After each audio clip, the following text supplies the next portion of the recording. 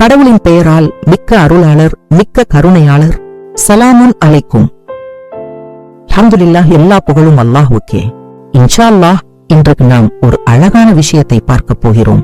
குர்ஆன் மட்டும் பயன்படுத்தி அல்லாஹ் படைத்த இயற்கை முறையை வைத்து ரமலான் எப்போது தொடங்குகிறது என்பதை எப்படி கணக்கிடுவது என்பதையே நாம் அறியப் போகிறோம். நம்முடைய நோக்கம் மனிதர்கள் உருவாக்கிய மரபுகளை அல்ல, அல்லாஹ்வின் அடையாளங்களையும் எளிய அறிவியலையும் நம்புவது. இந்த முயற்சியை அல்லாஹ் ஆசீர்வதிப்பாராக. அல்லாஹ் சூரியன், சந்திரன், பூமி ஆகிய அனைத்தையும் படைத்தார். அவையெல்லாம் ஒரு துல்லியமான நிரந்தரமான ஒழுங்கில் நகர்கின்றன.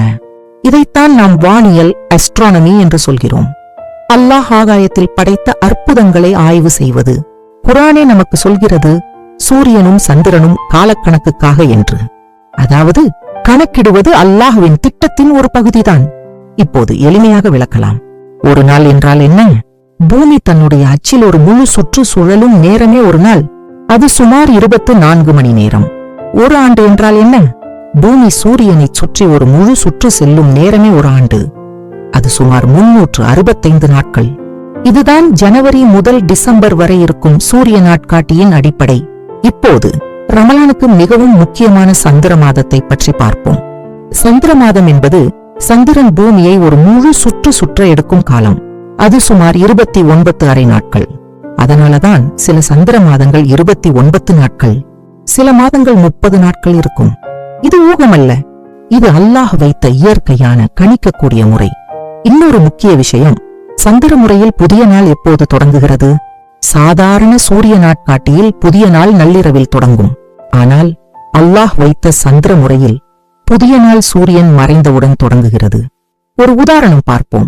சென்னையில் சூரியன் மாலை 6:16க்கு மறைகிறது என்றால் அந்த நேரத்திலிருந்தே புதிய நாள் தொடங்குகிறது. இதுதான் அல்லாஹ் நமக்காக வைத்த கால ஒழுங்கு. இப்போது இந்த அறிவை வைத்து ரமலான் எப்போது தொடங்குகிறது என்பதை எப்படி கணக்கிடுவது? இது உண்மையிலேயே மிக எளிது.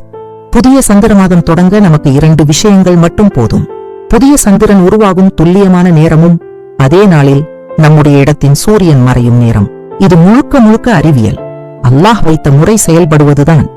மனிதர்கள் உருவாக்கிய சிக்கலான மரபுகளோ, கண் பார்த்து நிரூபிக்க வேண்டிய முறைகளோ தேவையில்லை. இப்போது ஒரு உண்மையான உதாரணம் பார்ப்போம்.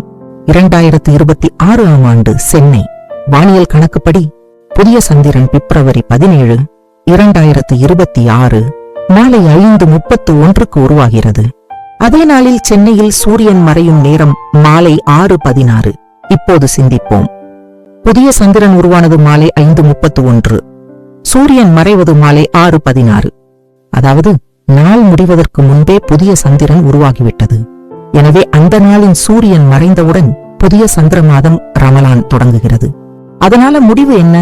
சென்னையில் ரமலான் செவ்வாய்க்கிழமை பிப்ரவரி 17, 2026 மாலை 6:16க்கு பிறகு தொடங்குகிறது. இன்ஷா அல்லாஹ் முதல் நோன்பு நாள் புதன்கிழமை பிப்ரவரி 18, 2026 ஆகும். இப்போது இது எப்படி குர்ஆன் அடிப்படையிலான முறை என்று நீங்கள் கேட்கலாம். குர்ஆன் சொல்கிறது, அல்லாஹ் சூரியனையும் சந்திரனையும் படைத்தார். அவை துல்லியமான கணக்கில் நகர்கின்றன. கணக்கிடுதல் என்ற சொல் இங்கே மிக முக்கியம். அதன் மூலம் அல்லாஹ் நம்மிடம் சிந்திக்கவும் அறிவியலை பயன்படுத்தவும் சொல்கிறார். இந்த முறை மனிதர்கள் உருவாக்கிய விதிகள் அல்ல. இது அல்லாஹ்வின் படைப்பு, அல்லாஹ்வின் சட்டம், அல்லாஹ்வின் அறிவியல். சூரியன் சந்திரன் நகரும் உண்மையான மாற்றமில்லாத முறையை அடிப்படையாக கொண்டது. இது ஒருபோதும் தவறாத அல்லாஹ்வின் பரிபூரண அமைப்பு. அல்லாஹ் ஒருவருக்கே அடிபணிவது பற்றி மேலும் அறிய எங்கள் இணையதளத்தை பாருங்கள். கடவுள் மட்டும் .org. அல்லாஹ் ஒருவரையே நாம் வணங்க, வேதத்தை மட்டுமே பின்பற்ற, அவர் நம்மை நேரான பாதையில் நிலைநிறுத்துவாராக. நமது நோன்பையும் நமது வணக்கங்களையும் அவர் ஏற்றுக்கொள்வாராக. புகழ்ச்சி அல்லாஹுக்குரியது, பிரபஞ்சத்தின் இரட்சகர்.